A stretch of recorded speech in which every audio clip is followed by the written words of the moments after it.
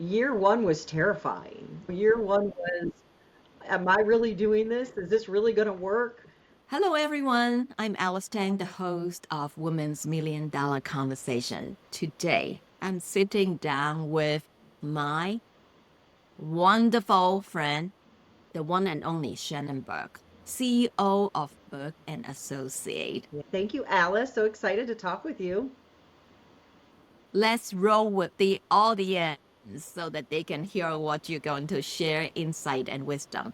You've built an agency that is rewriting the rule of crisis management. Before we dive into your financial journey, what does Berg and Associate do, and who are you as a CEO founder? So Berg Associates is a strategic communications consulting firm, and we specialize in issues management and crisis communications. We're based in the Pacific Northwest here in Portland, Oregon, but we have clients and team members across the U.S. Recently, we were named the #1 best place to work in Oregon and Southwest Washington by the Portland Business Journal in the small business category, so we're very proud of that. And next year, 2027, will be our 10-year anniversary. So we've been at this for 10 years here in the market, but I am a career-long consultant going back over 25 years now. And You look just like 25. exactly. And then Exactly. Good job. Thank you for noticing, right? thank you for noticing. I agree. And then you asked, what kind of a leader am I as a CEO, right? Yeah, that's a great question. I try to be an attuned leader, meaning that I'm trying to always be attuned with the needs of my clients and the needs of our team members. So I think checking in and being aware of and noticing what my clients' needs are and what my team needs is my job as a CEO. An attuned leader. We love it. Now, this is Women's Million Dollar Conversation, so we got to talk about money. So, we are very curious about the unspoken narrative about money in your childhood when you're growing up. Was that a source of fear, anxiety, or just a tool for freedom? What is it? Yeah, that's a really interesting question. And I was thinking back, I didn't hear my parents talk much about money when I was growing up. I'm one of 8 children. I'm the last of 8. My parents bought a home shortly after they were married, sometime around 1958. We still have that home. So that is the home that all of us grew up in. And I think my parents were very smart and conservative. They saved, they lived within their means, and we certainly didn't have luxuries, but I always had a sense of financial security. And I'm really grateful to them for that because my mom didn't work much of her career. Then when she was working, she was a school teacher. She didn't have a really high income. My dad worked his whole career for General Motors. So I would say they probably had a moderate income, but I think they did a really good job of, with 8 kids especially, living within their means and always creating a feeling of financial security for us. Wow, that's so much learning and wisdom that your parents they have role modeled for you now. So, given that childhood, does it make you more hesitate to launch a company or fuel it with fire? Go for it. I think it has challenged me in some ways because I do tend to be very conservative.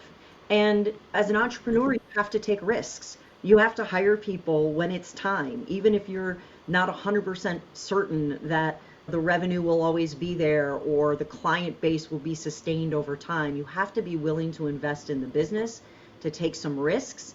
And I certainly didn't see a lot of risk taking growing up when it came to finances. In some ways, that was a good thing. But I think I've had to stretch into that and being able to be comfortable with a little more risk taking and challenging myself in that way. I'd like to drill you a little bit about the risk taking. So, since you said your family, how you were brought up, you did not take much risk or saw them take much risk, right? Very good income, bought a home, raised 8 children, always have the resource, will find fun in the limited resource, which is unspoken. I read between the lines. Yeah.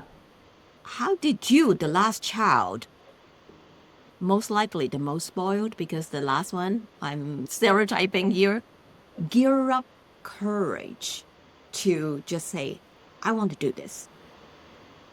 I no longer want to be employed. I want to own a company. And this is it.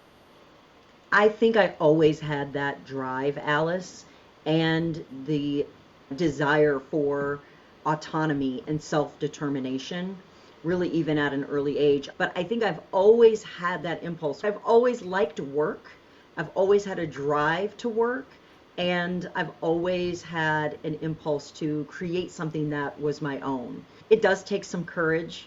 And I'm glad that I found that courage. The only thing I regret was maybe not doing it a little bit sooner. Oh, when you say not doing it early enough, I chills in my body. Yeah, I resonated with you. yeah. I'd like to take you back to your childhood, going back to that first paycheck.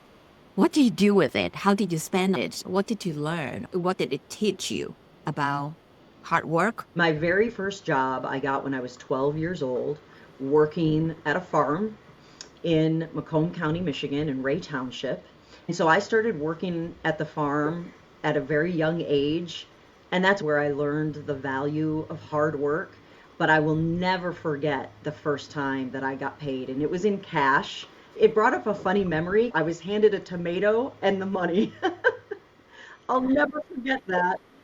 And that year, at the end of the summer, I took everything that I had earned, and for the first time ever, I went shopping at a department store.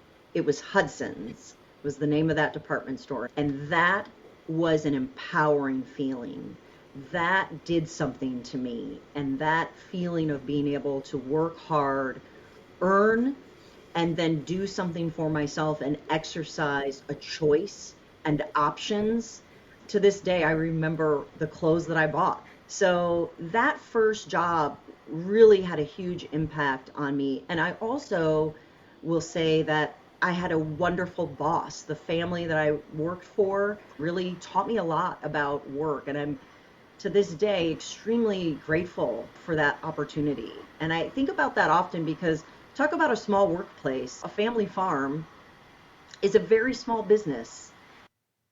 And so I think about that when I think about my own workplace, because we too are a very small company, but you can still create really great opportunities for people to grow and to thrive and to learn great lessons for however long they are with you and in your environment. Like legacy. Thank you for sharing that. So I was just thinking about how to build your company, the best place to work, skill, and continue to build. What belief or habits about money that you have to let go because it is holding you back? I think it gets back to being able to take risks, to be able to look at your track record and say it is reasonable to expect that my business will continue to thrive and do well as it has done in the last 10 years. So when it's time to hire someone new, to invest in the business in some way, to do that and to not embrace a more, I think, scarcity mindset, but really to build the infrastructure and the resources that are needed to support the business that you're building toward. How are we resourcing that future? How are we building the infrastructure that will support that way of operating or who we want to be in the market? And being willing to look at the numbers, but also trust your instincts and trust your track record. So I think that's been the challenge when it comes to money is trusting what I've already shown that we are able to do and have done, and knowing that's probably a pretty good predictor. I have a follow-up question for you. I'm thinking on behalf of the audience, obviously, having a good track record help you to be more confident in making those calculated risk and finally decision. In your year one, there's no track record, and you still need to break through and make that decision. Year one was terrifying. Year one was, am I really doing this? Is this really going to work? I have 3 kids in daycare. How am I going to justify? And at that time, I was really a solopreneur. So I built my business from the ground up. I started the business from zero, from scratch. So in the beginning, it was just me selling my time. I started to expand my capacity by partnering with some independent contractors. And then at some point, I realized that I needed more consistency and predictability in my available human resources. And that's when I moved to hiring full-time employees. But I'll never forget the very first full-time employee who I hired, who is still with me. I was so nervous about committing to someone. And this was somebody who had a very good job at a large organization with lots of great benefits. And I thought, I'm going to make her an offer for a job, and she's leaving all this security. I better make this as secure as I possibly can. And I remember that I didn't make her the job offer until I had a year's worth of her salary and benefits saved. So in Oh addition my to goodness. regular revenue and the revenue needed to cover the existing expenditures of the company, I'm much more at ease now with the decision to hire. I've always challenged myself to be as generous as I can possibly be. I never wanted anyone to say, or it's a new business, they don't provide as good benefits. It was important to me. That was not the narrative. We do a study about every other year, a comp study, to make sure that our pay is exactly that, at the top of the range of competitiveness for our market. And then our benefits are really strong as well. And I'm really proud of that, that even as a small business, that is something I've invested our money in as a company. I have a few admiration points here, if I may share You man. with you and the audience. So we see a risk, Shannon Berg. So a risk. The risk is I'm the number one employee and I need a number two employee.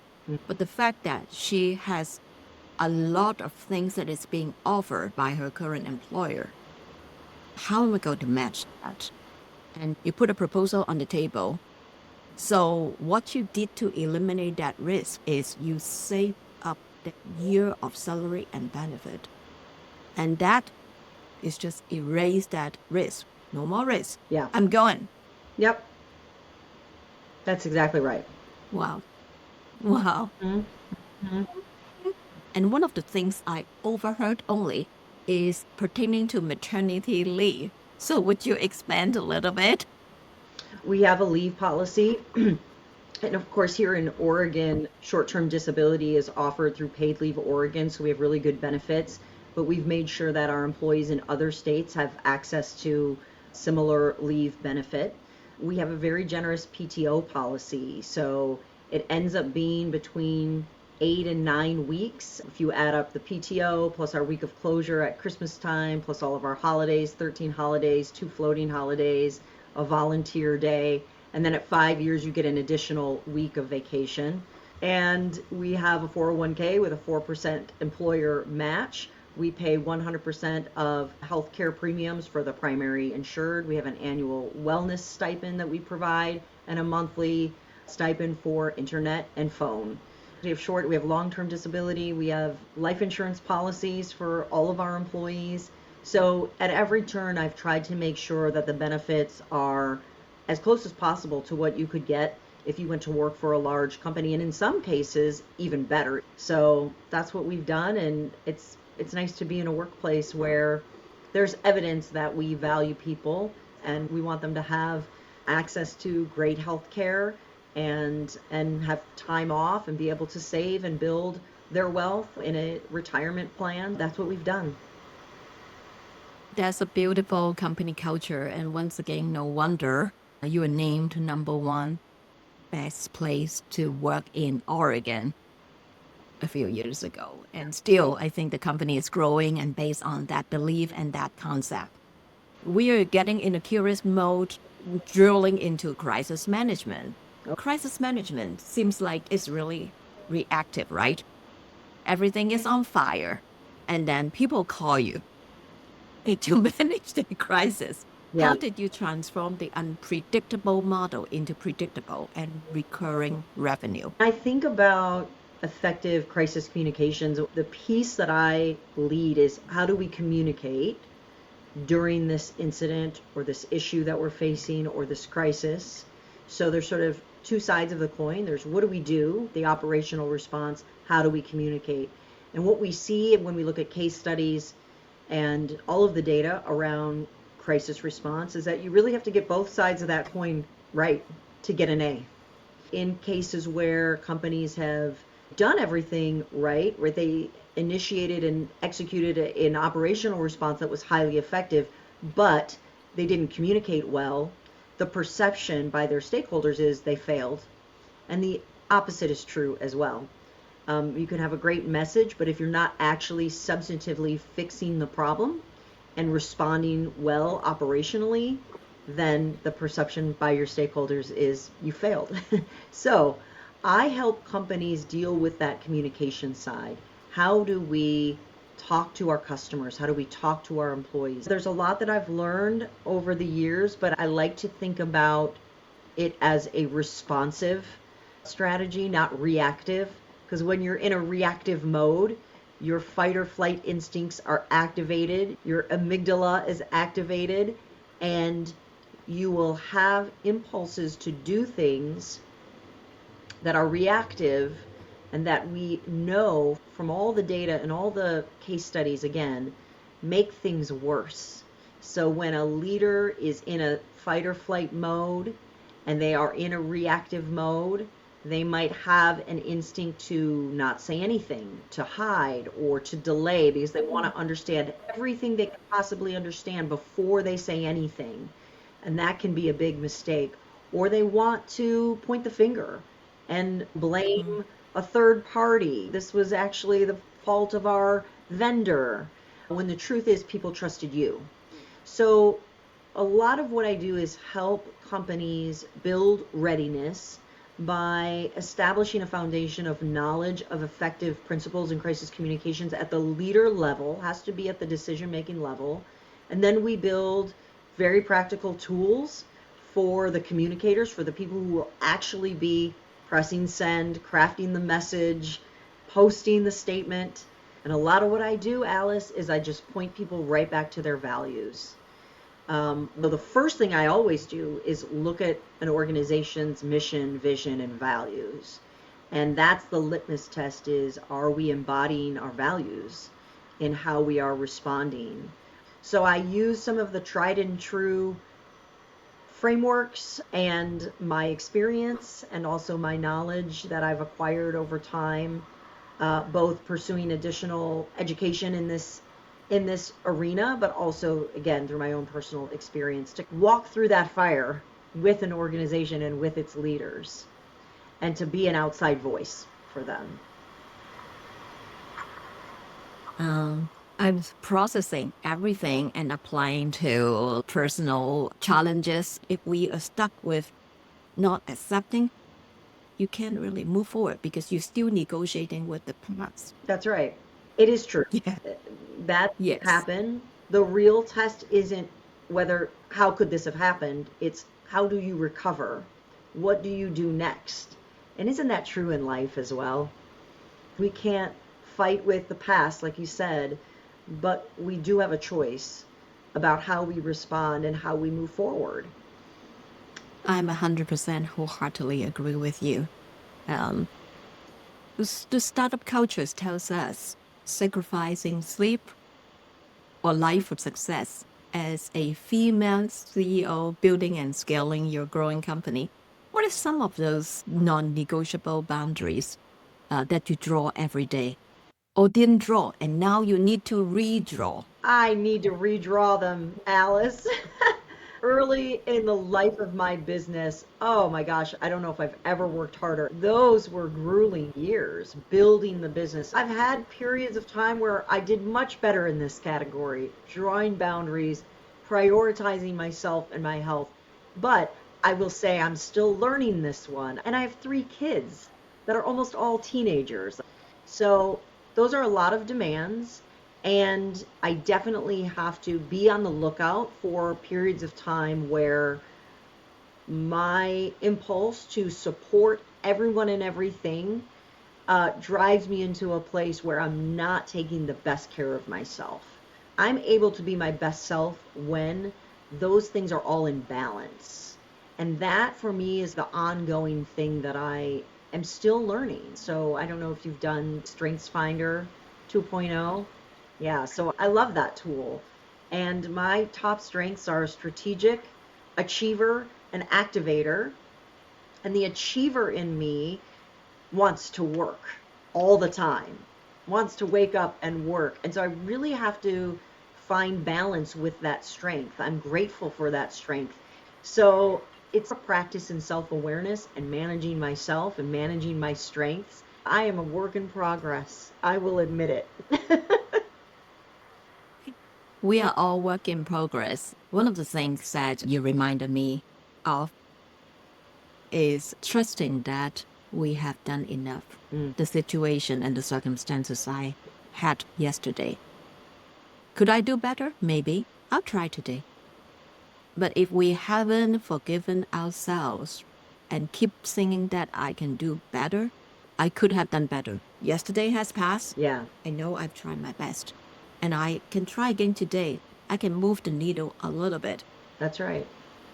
Yeah, finding that grace for yourself. I Yes. love that's beautiful, Alice. This is why I always love talking to you. The wisdom that is you. And vice versa. I'm learning how to handle my personal crisis.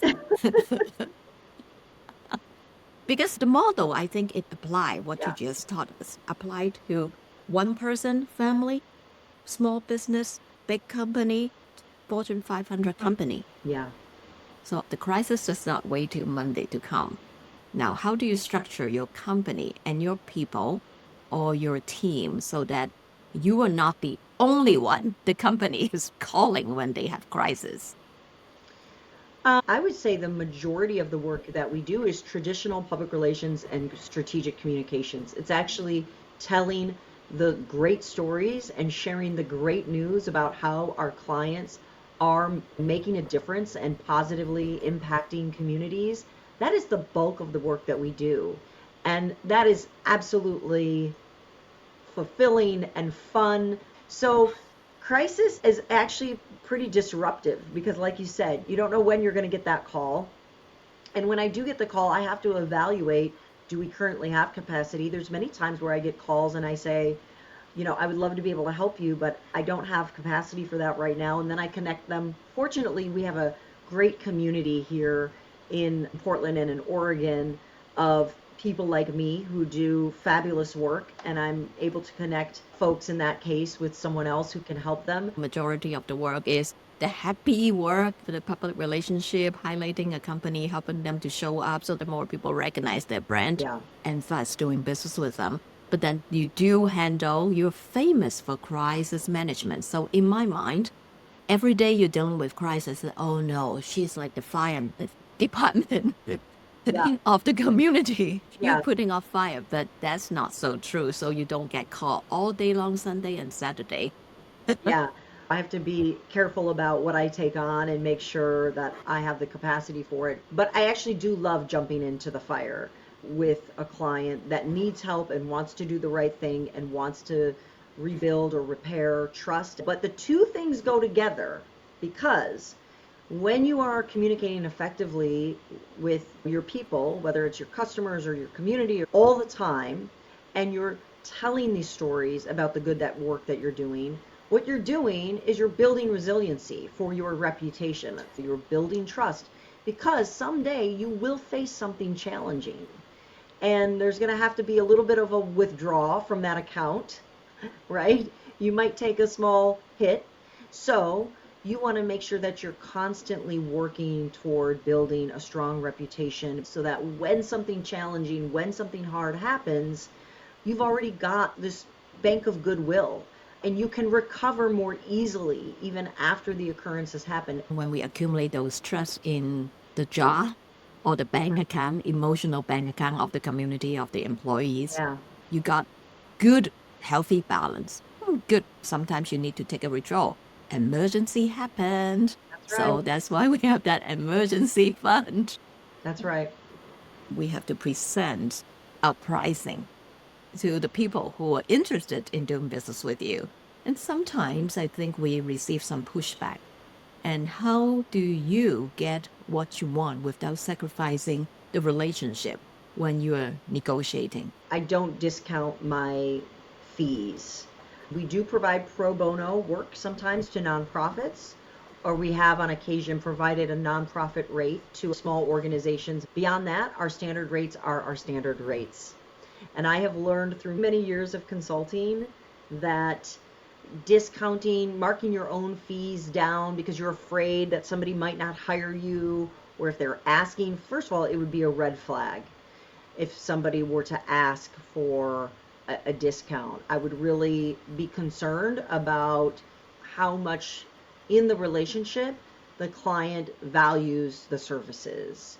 This is what it costs for us to support our business and be able to support people in all the ways I talked about before, to be able to provide good wages, to be able to provide top of the market benefits, which means that we have very low turnover and longevity in our team and great talent. So I can't start to charge rates that don't allow me to build that workforce and that team to provide the level and the quality of services that I provide. So that's awesome. Yep. Great learning for Alice here. How do you mentally separate Shannon Berg, the woman, from the financial ups and downs of the company? I've spent a lot of time thinking about this, and not just as it relates to my role in my business, but really any of the labels, the things that we say we are, right? I am a homeowner, I am a business owner, I'm a mom. We attach significance and identity to these things which are actually external to us. For me, I should say, if I'm not grounded truly in a sense of who I am, a creator, an artist, a mother, things that are not about roles that I fill or jobs that I do or ways that I move through the world, but are really qualities inside of me. Who am I? If I'm lacking that groundedness in a sense of who I am, then when these things that I've hooked onto start wobbling or changing, then my whole sense of identity is dislodged, right? So I work really hard because I know I'm not going to be a CEO forever. And I'm trying really hard to resist really believing that's who I am or that's my identity. I think it's a beautiful role I've been able to fill, and it's a function I've been able to perform because of some of the skills that I have, but it is not who I am. And one day I'll let it go. And it won't unmoor me because I'm trying to cultivate a deeper sense of who I am. I tried to think back to early childhood when I may have had my earliest sense of identity. Who did I think I was before the world told me who I needed to be to survive? What would my 5-year-old self, if you would ask me, who are you? My 5-year-old self would have said, I'm an artist and I love to be outside and in nature. That was my earliest sense of self, to create, to be connected to the earth. So I try to remember and not forget and cultivate those deeper pieces of feeling of who I am. And sometimes that means I take a painting class or I practice, that takes me outdoors. I nurture those different pieces of me. What are you doing to help fund the gap between the successful Shannon today, which we just said we are not associating with that ID, with those people who wanted to, to be you? How do you mentor them?